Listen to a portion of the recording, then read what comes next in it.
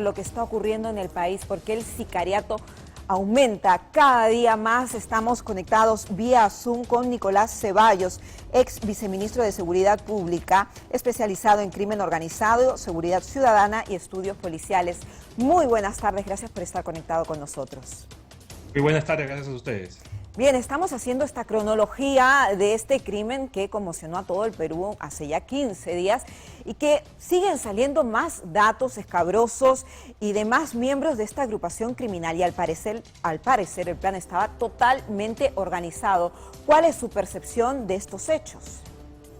Bueno, sí, efectivamente, este caso se suma a varias situaciones en las cuales estamos viendo la violencia a la que recurren las redes y bandas criminales para poder cumplir con los objetivos. Y esto no es sino la lamentable consecuencia de que durante varios meses ha habido cierto desgobierno en la gestión de la seguridad ciudadana en nuestro país. Estamos justamente frente a esas consecuencias de no haber podido atar los cabos y trazar los hilos adecuados para poder responder a estas situaciones de emergencia que ahora vivimos, ¿no? Ajá. Señor Ceballos, el día de hoy escuchaba a la presidenta de la República, Dina Boluarte, decir que hay que combatir las drogas, porque las drogas llevan al sicariato, al uso de armas, a la criminalidad que actualmente impera en todo el país. ¿Usted está de acuerdo con esta afirmación? ¿Ese es el mal, la raíz de todo lo que estamos viviendo?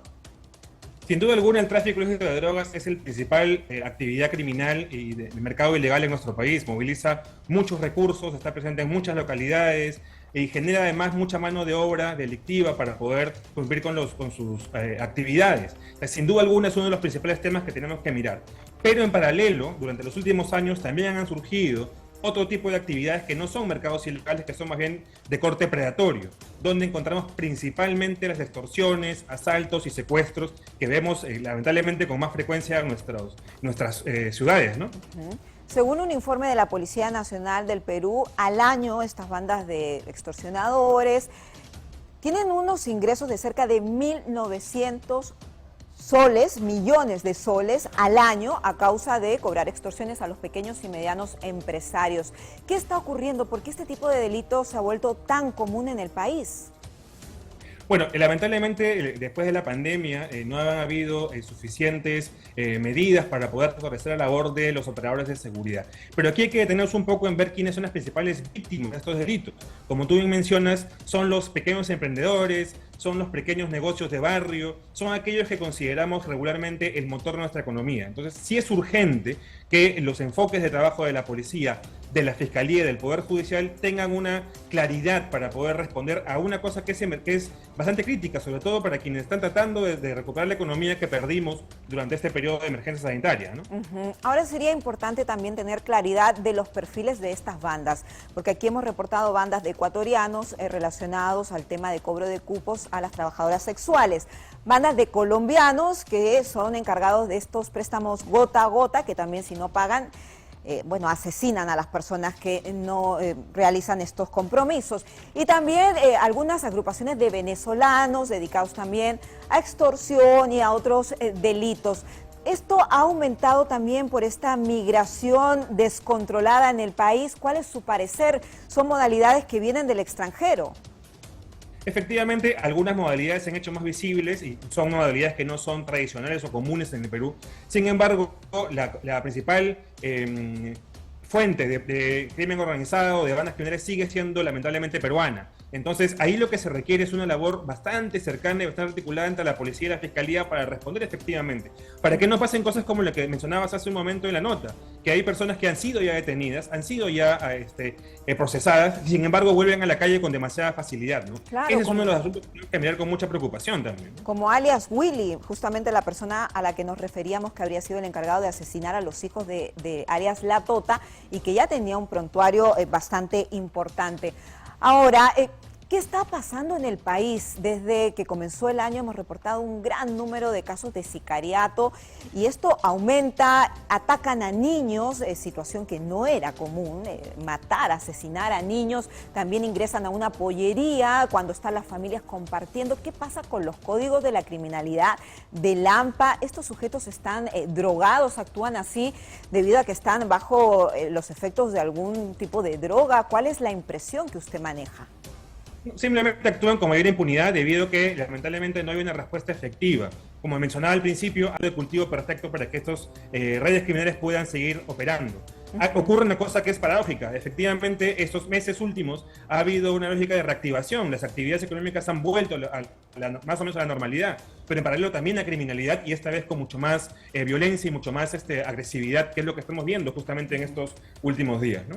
Claro, y me gustaría también recordar cuando le preguntaban a Bicho y a otro de los sicarios que fueron detenidos en este crimen en San Miguel si se arrepentían de haber asesinado a la familia, y ellos dicen, para nada, se lo merecía, y además se reían. Entonces uno piensa, ¿qué ocurre por la mente de estos sujetos? No existe el arrepentimiento. ¿Cuál es el perfil psicológico de estos criminales? Lo que se está viendo últimamente es que es cada vez más fácil recurrir, y por menos recursos, a un sicario, ¿no? Hay reportes incluso periodísticos que hablan de la facilidad y el poco dinero que se necesita para poder contratar a una persona que haga uno de esos ajustes de cuentas. Eso debe preocuparnos porque al estar más disponibles y mucho más accesibles, es posible que se incremente también la violencia y las consecuencias letales en nuestros barrios, en nuestros entornos, ¿no? Lo que también llama la atención es cómo consiguen armas, inclusive algunos chalecos de la policía, con total facilidad. ¿Hay un mercado negro? ¿De dónde las traen? ¿Del extranjero? ¿Cuáles son las hipótesis? Lamentablemente en la calle existen demasiadas armas que no están siendo adecuadamente vigiladas y controladas. Hay un número muy importante de armas que son irregulares, que no se tiene mucho conocimiento de cuántas son y dónde están, pero son de mucho manejo, muy accesible para estas redes criminales. No todas, como se piensa, vienen del extranjero, no son parte de tráfico internacional de armas, sino que hay muchas armas robadas, perdidas, incluso en algunos casos alquiladas para el uso de parte del AMPA, ¿no? Sí, es bien preocupante eso por la facilidad con que estos sujetos tienen un arma y, bueno, cometen este tipo de crímenes.